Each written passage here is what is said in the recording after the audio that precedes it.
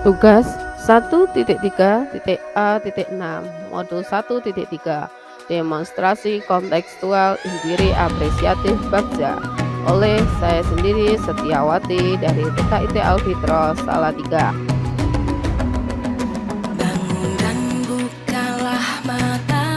Saya didampingi yaitu Bapak Fasilitator Bapak Muhammad Gusti dan pengajar praktek Ibu Tri Eliawati. Saya menyusun visi yaitu mewujudkan murid yang berbudaya Islami dan berkarakter profil belajar Pancasila serta peduli terhadap lingkungan, berwawasan luas dan adaptif terhadap perkembangan zaman.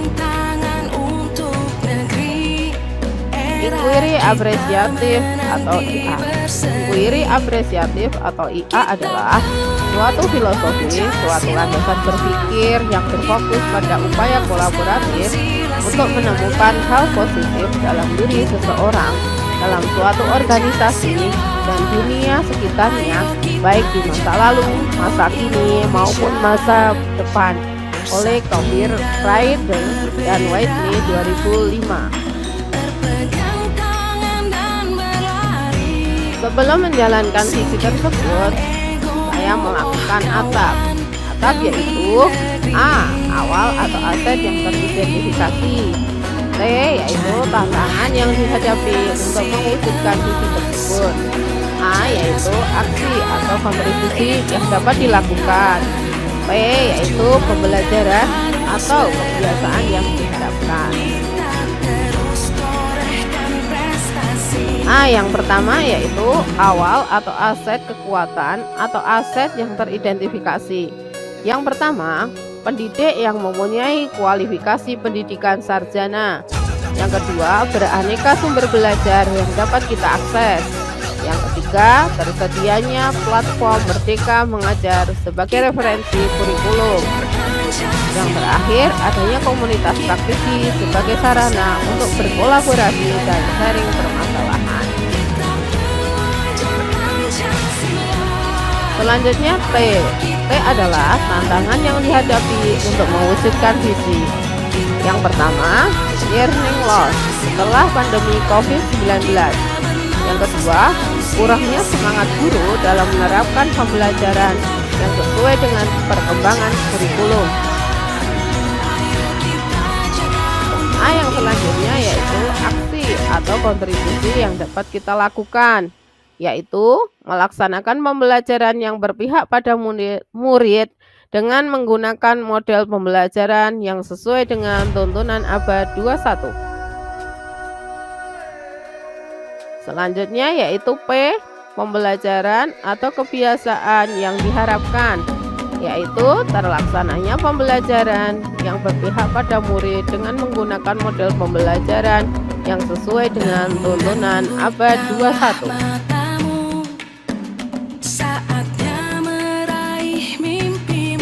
Dengan adanya atap tersebut, akhirnya saya mempunyai prakarsa perubahan, yaitu mewujudkan murid yang berwawasan luas dan berkelanjutan di kelas.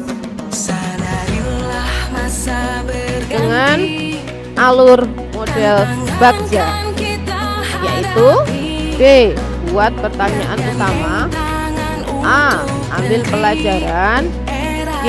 Gali mimpi. A. C. Gambarkan rencana. A. Atur eksekusi. Untuk B yaitu buat pertanyaan utama. Pertanyaannya adalah apa yang harus dilakukan untuk mewujudkan murid yang berwawasan luas dan berkelanjutan di kelas? Mengapa kita perlu mewujudkan murid yang berwawasan luas dan berkelanjutan di kelas? Tindakan yaitu membuka dialog dengan kepala sekolah, guru, dan murid soal mewujudkan murid yang berwawasan luas dan berkelanjutan di kelas terkait dukungan dan urgensinya.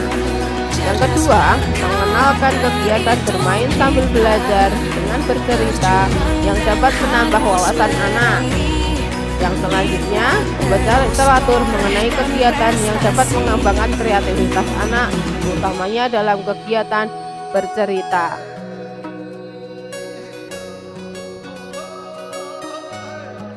Yang selanjutnya yaitu ambil pelajaran. Pertanyaannya adalah, siapakah di sekolah yang mempunyai pengalaman yang pernah menjalankan pembelajaran yang dapat mewujudkan murid yang berwawasan luas dan berkelanjutan di kelas? Yang kedua, aktivitas apa saja yang menurut anak-anak membuat mereka merasa lebih menambah wawasan di kelas? Situasi apa saja yang dapat kita lihat dalam pembelajaran yang menambah wawasan anak? Keterampilan apa saja yang saya miliki dan membantu saya untuk mewujudkan murid yang berwawasan luas dan berkelanjutan di kelas? Tindakannya yaitu mencari contoh nyata bagaimana pembelajaran yang dapat menambah wawasan murid, yaitu dengan wawancara, korespondensi, studi literatur secara mandiri, dan kolaborasi. Selanjutnya, mewawancarai atau survei pengalaman atau pendapat guru, kepala sekolah, murid, dan orang tua. G, yaitu untuk gali mimpi. Pertanyaannya yaitu, apa saja kegiatan yang dapat dilakukan untuk menambah wawasan murid? Bagaimana perasaan saya dengan adanya murid yang dapat menambah wawasannya? Apa yang harus dilakukan agar kegiatan tetap berjalan dan terus diminati anak? Tindakannya yaitu menanyakan pendapat setiap anggota kelas tentang pendapat dan harapan mereka. Yang kedua, merancang kegiatan yang dapat menambah wawasan murid dalam pembelajaran di kelas. C, jabarkan rencana. Pertanyaannya yaitu, apa langkah-langkah yang harus disusun untuk mengadakan kegiatan yang dapat menambah wawasan murid? Berapa lama target waktu yang digunakan untuk melaksanakan kegiatan yang dapat menambah wawasan murid ini? Bagaimana pengaturan atau teknis agar kegiatan menambah wawasan murid ini dapat berjalan dan terus diminati murid? Apa hal pertama yang dapat dilakukan untuk mewujudkan murid yang berwawasan luas dan berkelanjutan di kelas? Tindakannya yaitu membuat capaian yang realistis untuk setiap bulannya. Selanjutnya, menyusun daftar kegiatan apa yang dapat menambah wawasan murid. Misalnya, kegiatan bercerita pengalaman yang dialami anak setiap pulang dan berangkat sekolah. Kegiatan bercerita setelah membaca buku atau menceritakan kembali apa yang sudah dilihat atau dibaca dari buku. Kegiatan bercerita setelah melihat video. Kegiatan bercerita setelah menggambar atau menceritakan isi gambar yang sudah digambar anak tersebut. Selanjutnya yaitu atur eksekusi. Pertanyaannya yaitu, siapa saja yang akan saya libatkan dalam mewujudkan rencana ini? Apa saja peran yang dibutuhkan dan siapa yang mengisi peran tersebut? Siapa yang bertanggung jawab memonitor agar kegiatan menambah wawasan murid ini dapat berjalan dan tetap diminati murid? Kapan kegiatan menambah wawasan murid ini dapat dimulai? Tindakannya yaitu menyusun siapa saja, tim kerja, dan deskripsi tugas setiap anggota. Menentukan waktu untuk pelaksanaan kegiatan yang menambah wawasan murid ini. Menerapkan strategi agar kegiatan menambah wawasan murid ini dapat diterapkan dengan baik. Mengajak kepala sekolah dan guru untuk mengevaluasi dan merefleksi kegiatan ini setiap 1 bulan sekali. Selanjutnya yaitu meminta umpan balik terkait kegiatan ini dari murid dengan wawancara sederhana dan dari orang tua dengan pengisian Google Form.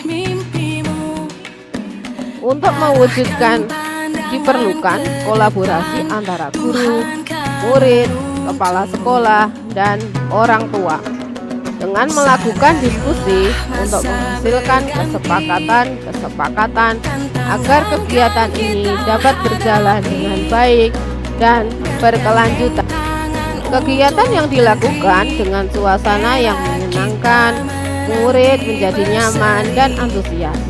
sehingga kegiatan ini dapat berkelanjutan dan berlangsung dengan baik. Setelah kegiatan ini berjalan dalam kurun waktu tertentu, maka guru membuat laporan tentang jalannya kegiatan. Selanjutnya, laporan itu diserahkan kepada kepala sekolah. Kepala sekolah menerima laporan dari guru untuk dievaluasi dan direfleksi bersama, dan hasil evaluasi tersebut akan ditindaklanjuti oleh guru agar kegiatan berjalan dengan lebih baik untuk kedepannya. Itulah yang dinamakan kolaborasi dan komunikasi yang menjadi kekuatan utama untuk menjalankan visi ini. Bapak Guru hebat.